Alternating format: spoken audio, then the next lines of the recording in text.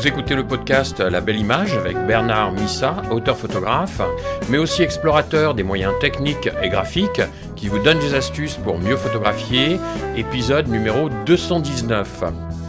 Bienvenue dans La Belle Image où l'on parle de l'impact de vos images, de techniques pour bien composer et de connaissances de l'appareil photo. Et voici aujourd'hui la maîtrise de la netteté. J'ai décomposé 3 chapitres. Les éléments d'abord qui constituent la netteté. Deuxièmement, la tactique, c'est-à-dire comment les utiliser. Et troisièmement, l'entraînement, c'est-à-dire la pratique. Alors dans le premier chapitre, les éléments, je les découpé en 2 parties. La première partie, ce sont les modes de mise au point, que vous connaissez bien, mais que je vais repréciser. Et la seconde partie, ce sont les zones de mise au point. Et ce sera la combinaison des deux qui va réussir la mise au point dans les situations les plus adaptées. Première partie, grand A, les modes de mise au point. Alors sur l'appareil, nous disposons d'au minimum 3 modes de mise au point, AFS, AFC et le mode manuel. Je ne reviens pas dessus, j'en ai déjà parlé à plusieurs reprises dans les épisodes précédents. Sur certains modèles et certaines marques d'appareils, nous allons disposer aussi de modes supplémentaires comme AFF, autofocus flexible chez Lumix, qui s'adapte au sujet qui bouge et dont la mise au point se déplace, en restant fixe si le sujet ne bouge pas.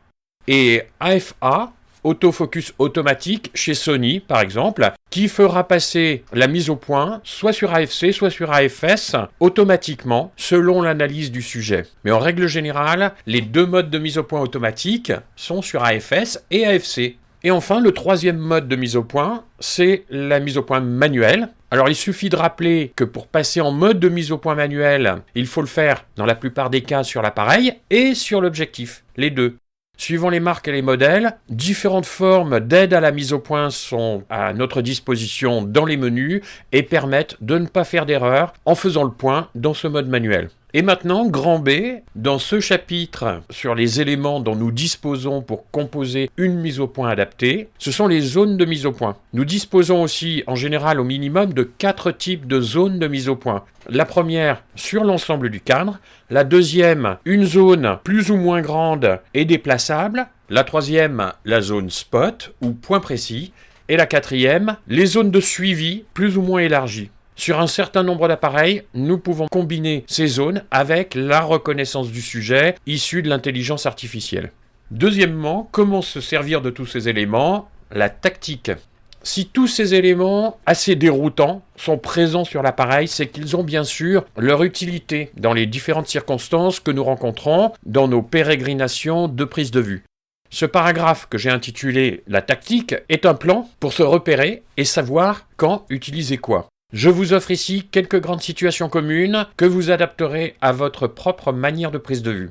Première question, AFS ou AFC ? Nous avons tous tendance à rester en mode AFC, mais cela n'est pas toujours adapté. Et utiliser un mode de mise au point pas tout à fait adapté au sujet peut souvent aboutir à des erreurs de mise au point. Par exemple, utiliser le mode AFC sur un immeuble ou sur un arbre qui ne va pas s'enfuir au galop n'a pas de sens et pourrait conduire l'appareil à faire un choix de mise au point inadapté. Donc sur cet arbre, une branche mise en mouvement par le vent en arrière-plan de la frondaison pourrait conduire à une mise au point dans cette zone-là, laissant le premier plan de l'arbre tributaire de la profondeur de champ. Par conséquent, si votre sujet ne bouge pas, utilisez AFS. S'il bouge, AFC sera plus adapté. De même, un endroit très sombre doit vous mettre la puce à l'oreille pour utiliser la mise au point manuelle. Le risque étant que la mise au point automatique a plus de probabilité de se tromper dans ces conditions que nous-mêmes avec la mise au point manuelle. Une dernière précision, on ne change pas de mode de mise au point à chaque photo. La plupart du temps, on fait un choix en fonction de la situation et du sujet pour toute la séance de prise de vue.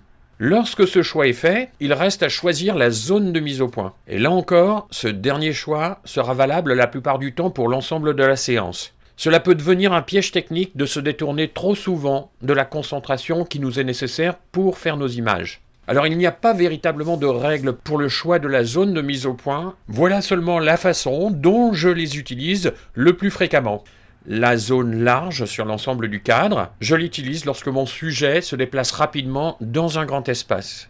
La zone plus ou moins large et déplaçable, que j'appelle une zone, je l'utilise lorsque mon sujet est au premier plan et que l'arrière-plan doit rester flou, ou inversement.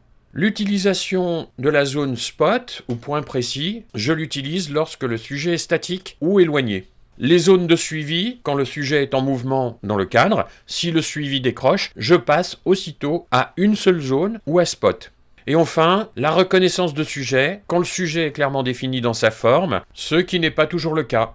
Troisième chapitre, l'entraînement. Pour se mettre en mémoire ces différents choix possibles et les acquérir pour en faire des choix intuitifs avec le temps, avec l'usage, il nous faut construire une expérience de prise de vue et pour cela manipuler l'appareil dans toutes les conditions qui s'offrent à nous en se méfiant de la tendance à ne pas se poser de questions sur la mise au point et en se reposant à tort sur un automatisme qui pourrait être dans l'erreur parce qu'il n'était pas suffisamment adapté à la situation. Il y a quelque temps, je me trouvais dans des gorges très sombres. J'avoue que je suis resté en mode automatique pour photographier le torrent qui coulait à quelques dizaines de mètres en dessous. La scène était très sombre et j'ai trop fait confiance à l'automatisme qui n'a pas réussi à me faire une seule photo nette. Et c'est une situation où j'aurais dû passer en mode manuel pour avoir une netteté parfaite. Il est très facile de se laisser entraîner dans une situation sans réfléchir à ce mode technique de la mise au point, d'où la nécessité d'un entraînement qui nous fera réagir de façon intuitive lorsqu'une telle situation se présente. Quand nous pratiquons la combinaison de ces outils, sans même nous en apercevoir, nous devenons de plus en plus habiles à les utiliser dans les situations les plus adaptées.